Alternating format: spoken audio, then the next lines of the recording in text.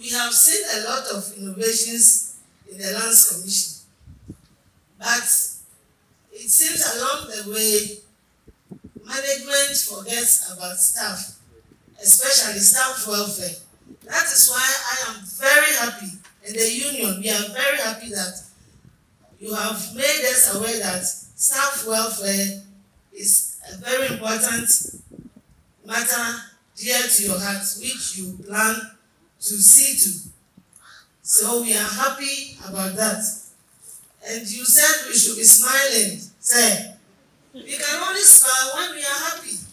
When we are not happy, it's difficult to smile. So we are looking forward to you making us smile. And then we give you all the support. As I go on, I am thankful that you have talked about our welfare, because we have health care challenges. Most times the staff fall sick on the job and some even die just because we cannot afford health care and there isn't any health care regime instituted for us. Last month we buried one staff because he had a little accident.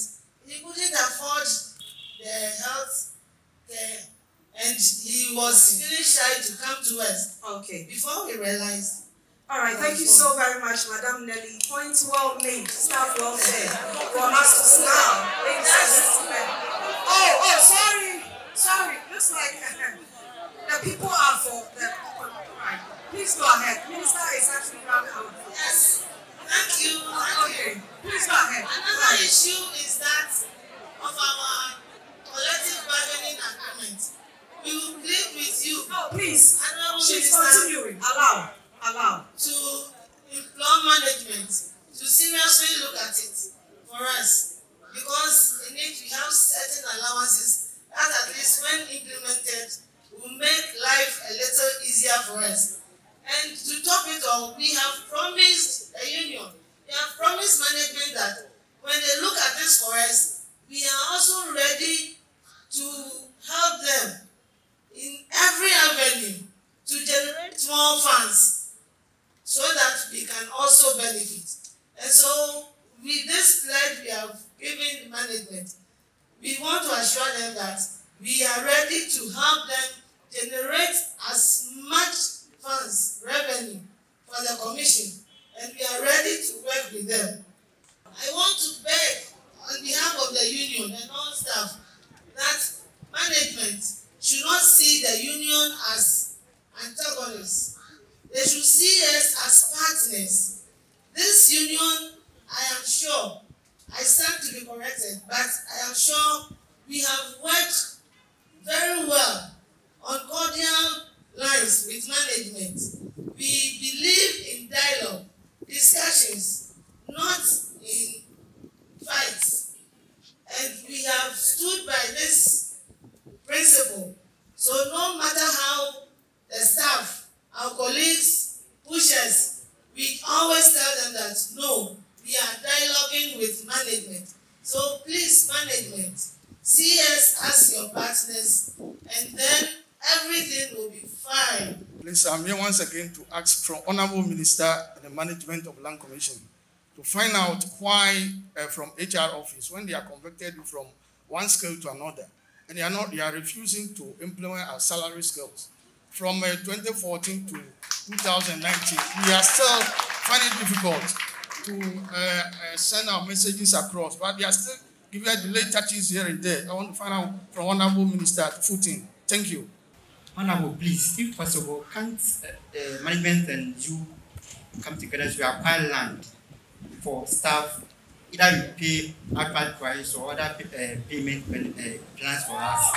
Okay. And then two, I want to talk about pensions. Management just spoke of Petra. As I joined 12 December 2020, I signed on with Petra.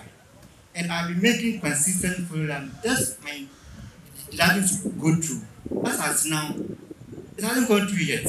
So please, one is management taking a quick action on virtual elections. Thank you.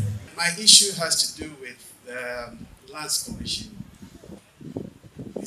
We are Lands Commission, so we have several other aspects in the Act 767, which stipulates other aspects of surveys, which we are not taking advantage of. One of the major ones is what we refer to as the hydrography, where we have to do measurement in water. The land mass, the entire land mass of the country or the world is 100%. Portions are covered with water. Land Commission is confronted with issues where people now want to develop like they did in Dubai, where they have to reclaim some portions of the sea to build. Now we have the Act backing us. But I noticed that for now, our attention in that direction is not coming up yet, even though we are making the process to be able to come up so strongly. I only plead with the minister that we have some inter-agencies or ministries having to take up some of these responsibilities of the Lands Commission, which if we can take up properly, we can also manage and then recoup a lot of revenues in that direction. For instance, dam monitoring and stuff are part of our work to be done. Tide gauges in the country are part of our work to be done as Lands Commission. But I might say that so much effort have been put in place from the beginning, and I would actually appreciate our former ES and then the current one, and then the Deputy Executive Secretary, Sylvia Jones-Ofori-Buedu, and our Director for the great efforts they have put in so far in developing this aspect. I just want to appeal that let our eyes go into this direction and only not concentrate on just the land. The land is also covered by water, which we have a responsibility to take charge. Thank you. I'm Michael Boy, LVD. This should end it. But before I start, I urge everybody to clap for the minister. Let's do that very well. That's right.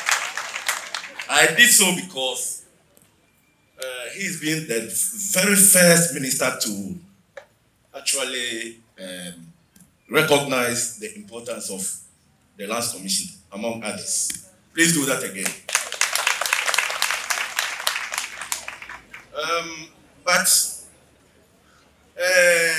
In recognizing our hard work and the numerous duties, the tasks that is confronting us, it doesn't come with salary, because we know that, I don't know whether it's a perception, but under the ministry, the same ministry, we have been hearing that there are also other departments that take more than us. If our work is so important, why is that? My concern is with the Lands Commission and the relationship with the District Registry. We've integrated the Ministry of Lands Commission, PVLMD, SMD, LRD, and LVD. This registry is part of the Lands Commission. Yet they are left at the ministry, and it appears if the Lands Commission needs to do any transaction with them, we treat them as a separate entity from the Lands Commission. I think it would be proper that this registry still forms core of the Lands Commission's records. So if we can arrange and find a way of bringing this registry closer to the Commission here, to facilitate the working relationship between the Commission and that particular unit of the Lands Commission. Thank you. The matter to do with welfare, as I said in my remarks, first of all, it's a very important matter. We need to pay particular attention to the welfare issues relating to the staff of Lands Commission. My understanding is that you are one of the most poorly paid officials in the system. That's a problem. I'm very happy that you are complaining and raising it this forcefully. But if you don't, before long, then one begins to ask the question if you are paid that poorly. Why is everybody seems to want to work in the Lands Commission? So I'm happy that you find it a major issue. That's very important.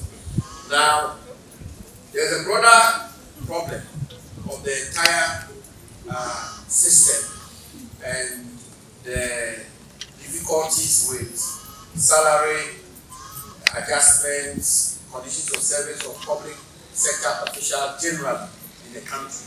which I believe we are all very aware how much effort the government is putting in place to resolve.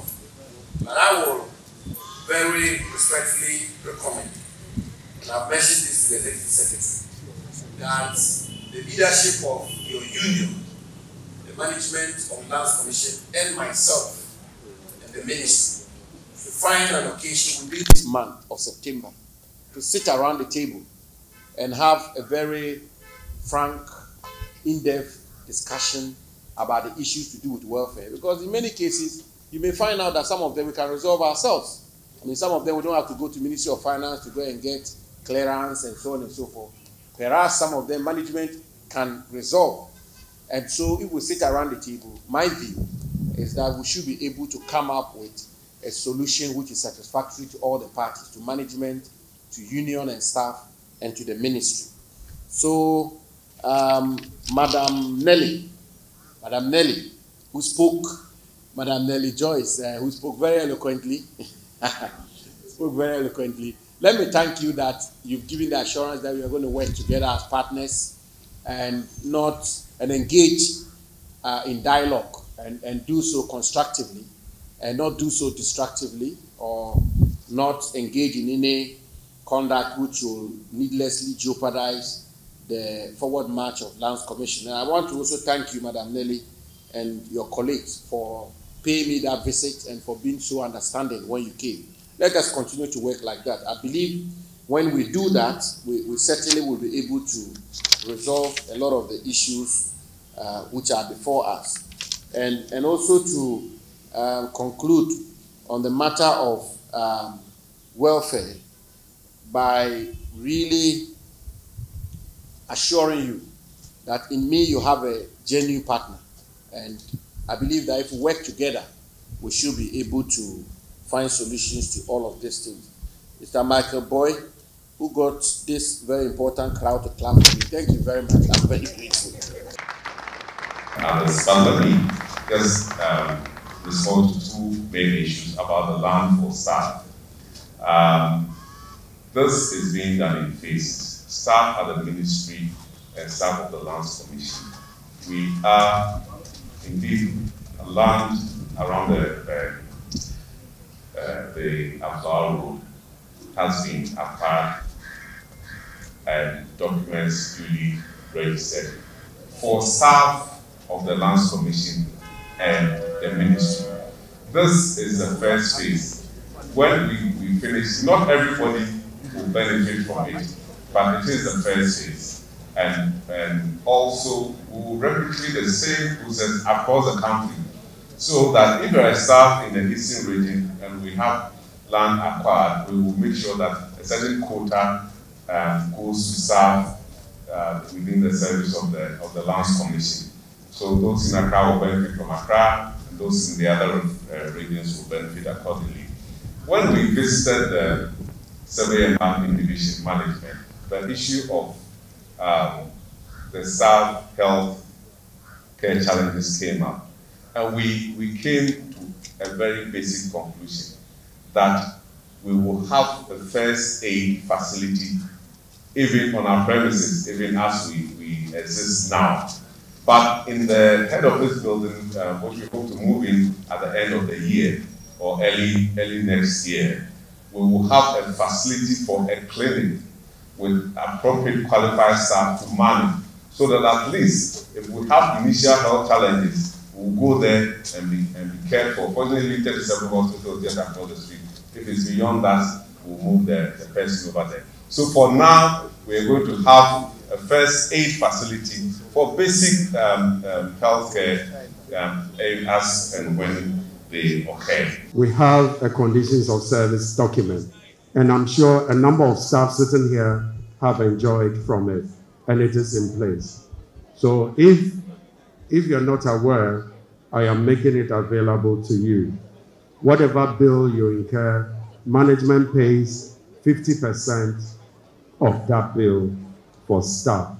We're looking at reviewing it in our new collective bargaining agreement. And once that is reviewed, we'll make it available for staff as well. So we're looking at other options like going for other healthcare facilities, you know, to be able to support staff healthcare needs. So once that is agreed, we will make it available to staff. Now, the CBA, we have gone very far with the CBA. We've had extensive discussions with the Public Service Workers Union. They are the ones that we have an MOU with. So that is a union we have engaged and discussed with. We are very mindful of the presence of CLOSAC here, but because PSW has a bargaining agreement with the Labour Commission, we are negotiating with them. And we have already discussed this with Fair Wages and Salaries Commission.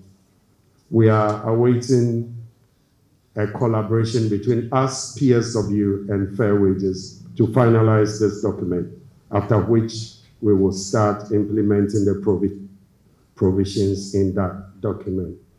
With PSW, like I said, we have an MOU with them. We have a good collaboration with them. So management has a good relationship with PSW. We have always engaged them in discussions when it comes to matters of staff welfare. Another staff raised the issue of the salaries. I must say that that is quite regrettable, but urgent issues are being, addressed to make sure that this is corrected. We had some issues with the migration of staff onto their correct salaries because Public Service Commission changed the system of doing things. They moved from the manual system to the HR MIS system, and they had to do training and then setting up of organizations onto the HR MIS. Fortunately, we have been set up on it. So Lands Commission is now on it, and they expect that every organization should be able to migrate their own staff onto it. The training has been done, so I expect that within the shortest possible time, staff will be migrated to their correct salaries commensurate to their promotions. Petra deductions. Petra, we have finalized all the issues with them. There were initial challenges, and so some people who signed up were not migrated onto the system, and some who didn't sign up were put on the system. All these have been corrected. There has been a good collaboration between Lands Commission, Controller and Accountant General's Department who do the deductions, and then Petra. So now, as he has mentioned in his speech, there are 700 of our staff who are currently on the Petra system.